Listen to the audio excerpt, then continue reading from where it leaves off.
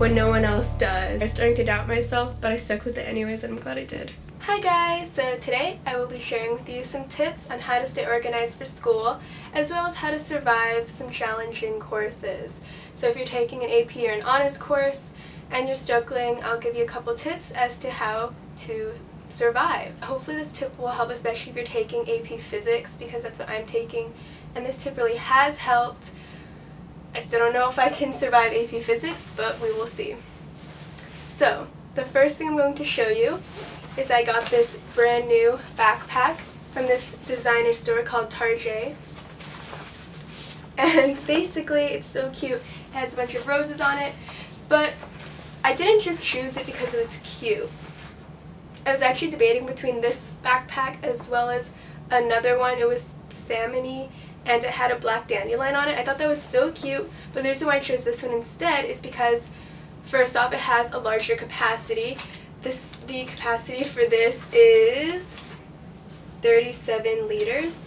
The dandelion backpack was around 20 liters, I think, which is why I chose this one instead. But also, something that this backpack has that my old backpack doesn't have is a padded laptop case. So this can accommodate a 15-inch laptop.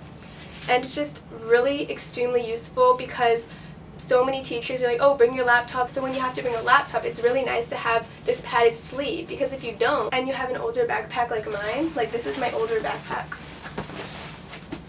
then you have to use something like this, which is this case for your laptop. So what I would do is I'd put my laptop in here, and then I'd put this in my backpack. The problem with that is that it takes up a lot of room in your backpack, and since one of my tips is to have a lot of binders, the last thing you need is a case taking up all of this space in your binder compartment. You really don't want that at all. So yes, let's get started with the tips. So my first tip is to have a different binder for every class. I know that sounds really excessive, and I don't mean if you have a class like art, don't have a binder for it. I tried that last year and it was really unnecessary, but just for things like history, science, math, just really it's important to have a binder for each class. At least it's really helped me out. The reason why I think it's so important to have a different binder for every class is, especially if you have a very stressful schedule, you really don't want to not know where you put a homework assignment or not be able to find certain notes that you need to study for a test. That's just going to add to your stress level so much. I just started my junior year 3 weeks ago, I think, 4 weeks ago or something, and last week I had a math test, a AP Physics test, and I just took the ACT yesterday. That's pretty representative of what my entire junior year is going to be like. The last thing I would want is to not find a Spanish homework assignment I did, and then I'm like, crap, what do I do?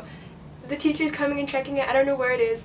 To just make sure that that kind of scenario never happens, I like to keep a different binder for every subject.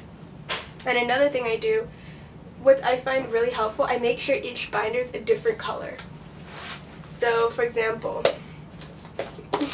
my AP Physics binder, green. My math binder, purple. My history binder, black.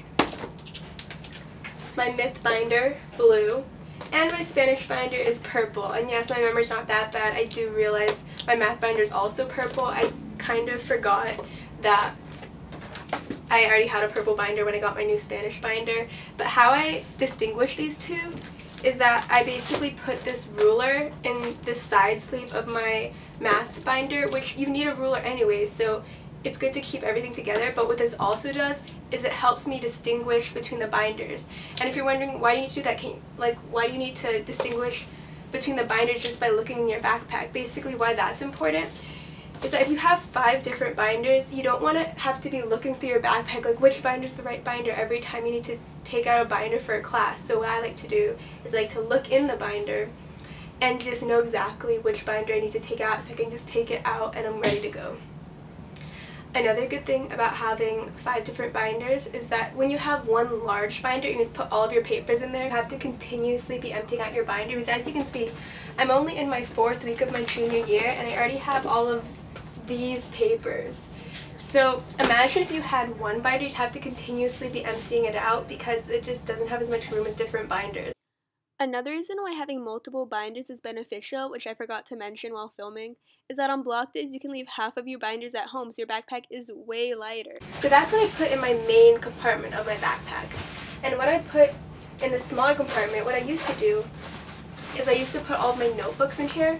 But this year none of my teachers requested any notebooks, so I don't have any notebooks there. I just use loose binder paper and put it in my binder. So what I put in this small pocket is just my graphing calculator for pre-calc and my glasses, because I got glasses and they're good.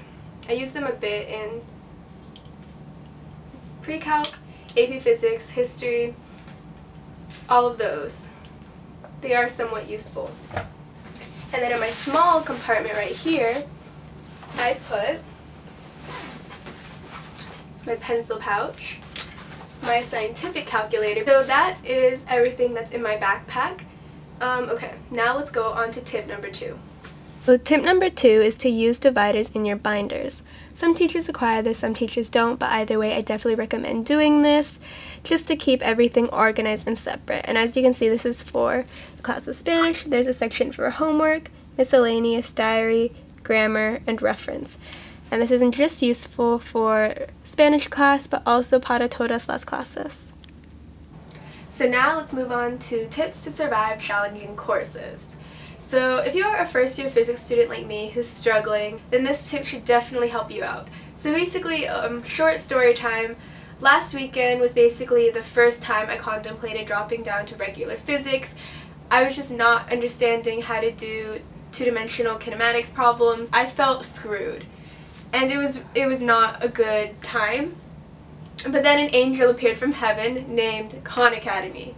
Khan Academy is so amazing because with AP classes, material is gone through way faster than it's gone through with a regular course. So maybe in a regular course you go through like a chapter in a couple weeks. With this, you're going through a chapter in like 3 days.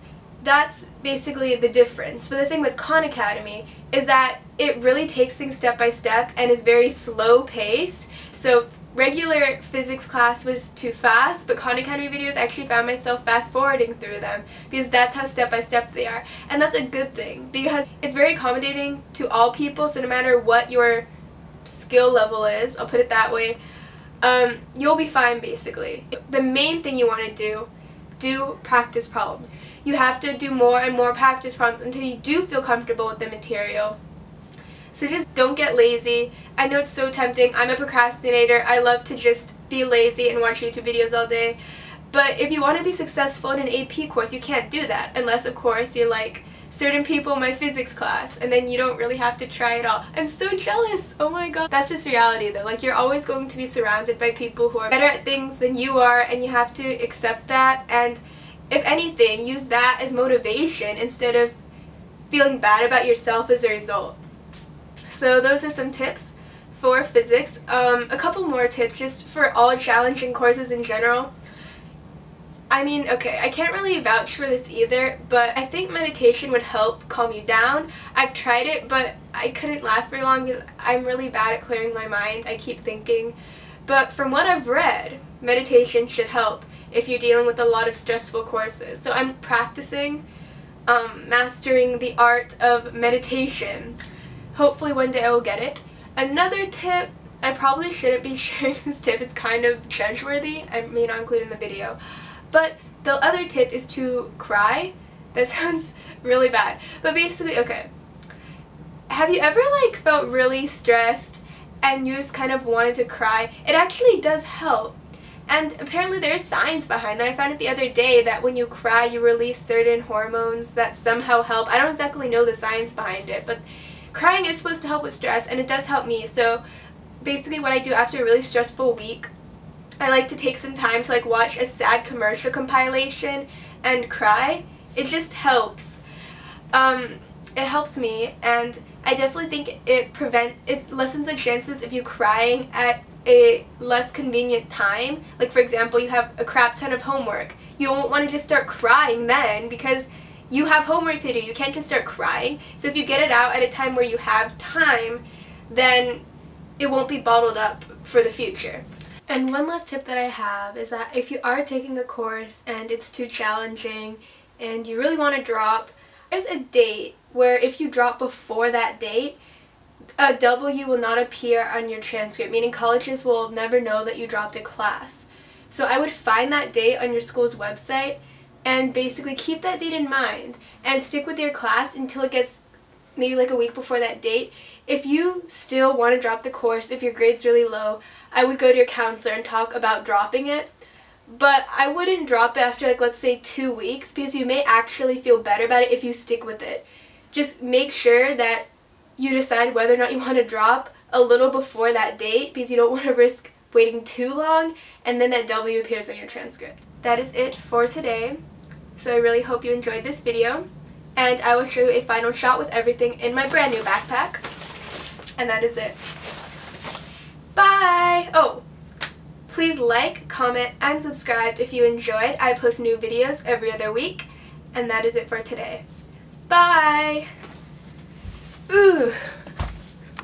It definitely fits everything really nicely. Like here, you can see both calculators in here. My pencil pouch is in this pocket.